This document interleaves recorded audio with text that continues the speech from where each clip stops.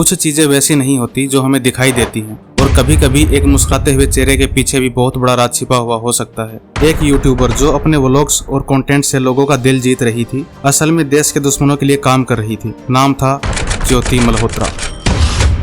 एक लड़की जिसे लोग इन्फ्लुएंसर समझ रहे थे, असल में एक इन्फॉर्मर निकली। इस कहानी ने न सिर्फ लोगों का दिल तोड़ा, बल्कि एक नई तरह की डिजिटल जासूसी का राज भी खोला। कैसे एक आम सी दिखने वाली लड़की एक बड़ी साजिश का हिस्सा बन गई। चलिए डिटेल में जानते हैं इस घटना के पीछे का पूरा सच। हरियाणा पुलिस ने यूट्यूबर ज्योति मल्होत्रा को 17 मई की शाम पाकिस्तान के लिए जासूसी करने के आरोप में गिरफ्तार कर लिया। ज्योति पर आरोप लगाए गए हैं कि वह पाकिस्तान के अधिकारियों को संवेदनशील जानकारी भेज रही थी। कुछ दिन पहले ज्योति नई दिल्ली स्थित पाकिस्तान हाई कमीशन की इफ्तार पार्टी में दानिश के साथ देखी गई थी। ये वही दानिश है जो भारत सरकार की नजर में पहले भी संदिग्ध रह चुका है, जिसे 13 मई को पर्सोना नॉन ग्राटा घोषित कर देश छोड़ने को कहा गया था। ज्योति ने पूछताछ में खुद कबूल किया है कि वह पाकिस्तान एजेंसी के कुछ अधिकारियों के साथ व्हाट्सएप, टेलीग्राम और स्नैपचैट के जरिए लगातार संपर्क में थी और उन्हें हिंदुस्तान की कुछ खुफिया जानकारी भेजती थी। चलिए जानते हैं इन सब की शुरुआत कैसे हुई और ज्योति यहाँ तक कैसे पहुंची।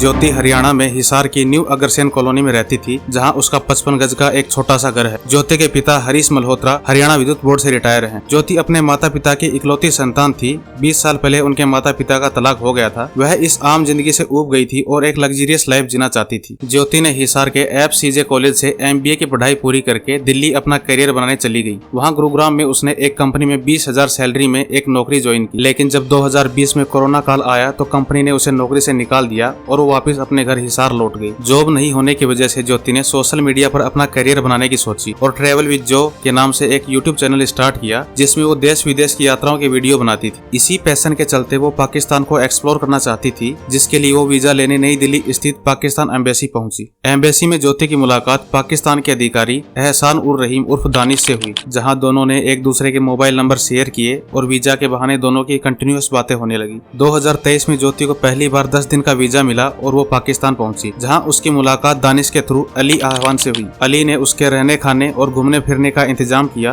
और उसे पाकिस्तान के खुफिया एजेंसी के कुछ अधिकारियों से भी मिलवाया। इन्हीं के चलते ज्योति को पाकिस्तान में VIP ट्रीटमेंट मिलता था। उसे जहां जाना होता था चली जाती थी, जिसके लिए बाकायदा उसे पुलिस की सिक्योरिटी भी मिलती थी। वहीं आमतौर पर किसी भारतीय के पाकिस्तान जाने पर पुलिस स्तर पर उसकी निगरानी की जाती है और उन्हें उन्हीं जगहों पर घूमने दिया जाता है जिसका मेंशन वीजा में किया हुआ होता है। लेकिन ज्योति पाकिस्तान में हाई प्रोफाइल पार्टियों में शामिल होती थी, जहाँ उसकी मुलाकात पाकिस्तान के खुफिया एजेंसी के अधिकारी साकिर और राणा शहबाज से हुई। ज्योति ने साकिर का मोबाइल नंबर ले लिया और किसी को शक न हो इसलिए नंबर को जट रंधावा के नाम से सेव कर लिया और भारत लौटने के बाद साकिर को व्हाट्सएप, स्नैपचैट और टेलीग्राम के जरिए खुफिया जानकारी भेजने लगी। हालांकि उसने पाकिस्तान को क्या क्या जानकारी दी इसके बारे में अभी खुलासा नहीं हो पाया है। 2023 के बाद इसी साल 23 मार्च को ज्योति फिर से पाकिस्तान एम्बेसी पहुंची, जहां दानिश ने उसका वार्म वेलकम किया और कुछ चीनी अधिकारियों के साथ साथ पाकिस्तान एम्बेसी व अपनी पत्नी से भी मिलवाया। इसी पार्टी के बाद ज्योति ने दानिश की पत्नी को अपने हिसार वाले घर में इनवाइट किया था। पाकिस्तान के अलावा ज्योति अपने यूट्यूब चैनल का बहाना करके चीन, नेपाल, थाईलैंड, भूटान और इंडोनेशिया समेत कई देशों में जा चुकी, जहां वो हमेशा फर्स्ट क्लास में ट्रेवल करती थी। वहां के महंगे महंगे होटल्स में रुकती थी, महंगे रेस्टोरेंट में खाना खाती थी और महंगी ज्वेलरी शॉप में विजिट करती थी। ज्योति इंडियन एम्बेसी के रडार में तब आई जब अप्रैल 2024 में 12 दिन के पाकिस्तान टूर के बाद उसने तुरंत जून में चीन का विजिट किया, जहां वो महंगी ज्वेलरी शॉप से लेके महंगी गाड़ियों में घूमती हुई नजर आई। इसी के चलते एजेंसी को उसके मकसद और खर्च पर शक हुआ और उसकी निगरानी चालू कर दी। पुख्ता सबूत मिलने पर 15 मई सुबह 10 बजे हरियाणा पुलिस उसके घर पहुंची और 3 दिन की पूछताछ के बाद फाइनली 17 मई को उसे गिरफ्तार कर लिया। इस मामले में ज्योति गिरफ्तार होने वाली अकेली व्यक्ति नहीं है। कुछ और आरोपियों को भी इंडियन एजेंसीज ने हिरासत में लिया है, जिसमें पहला नाम नूह के अरमान का है, जो 2023 से ही पाकिस्तान एजेंसीज के संपर्क में था और उनके आदेश पर पाकिस्तान एजेंटों को फर्जी भारतीय सिम कार्ड मुहैया करवाता था। दूसरा नाम है नोमान इलाही, जो मूल रूप से उत्तर प्रदेश का रहने वाला है, जिसे हरियाणा पुलिस ने 14 मई को पानीपत में उसकी बहन से घर से अरेस्ट किया। नोमान के पिता एहसान इलाही पासपोर्ट बनाने का काम करते थे। 5 साल पहले पिता की मौत के बाद नोमान ने यह काम खुद शुरू कर दिया और पाकिस्तान और दूसरे मुस्लिम देशों में जाने वाले एजेंटों के पासपोर्ट बनाने लगा। कैथल पुलिस ने 16 मई को एक और पाकिस्तानी जासूस देविंदर सिंह को गिरफ्तार किया, जो पाकिस्तान में धार्मिक सिख स्थानों पर घूमने जाता था। वहाँ एक पाकिस्तानी लड़की से मोहब्बत के चलते उसने पाकिस्तानी जासूसी की ट्रेनिंग ली। पाकिस्तानी एजेंसीज ने देविंदर सिंह को खूबसूरत लड़कियों और पैसे का लालच देकर हनी ट्रैप में फंसाया था। इसी के साथ गुजरात एटीएस ने जालंधर पुलिस की मदद से 16 मई को एक और पाकिस्तानी जासूस मोहम्मद मुर्तजा अली को जालंधर के भार्गव कैंप से अरेस्ट किया, जहां वो एक किराए के मकान में रह रहा था और वहीं पर प्लॉट खरीदकर 1.5 करोड़ का घर बना रहा था। पुलिस ने जब उसके बैंक खाते की जांच की तो 1 महीने में 40 लाख के फर्जी ट्रांजैक्शंस पाए गए। पंजाब के मालेर कोटला से भी एक महिला के साथ 2 लोगों को हिरासत में लिया गया।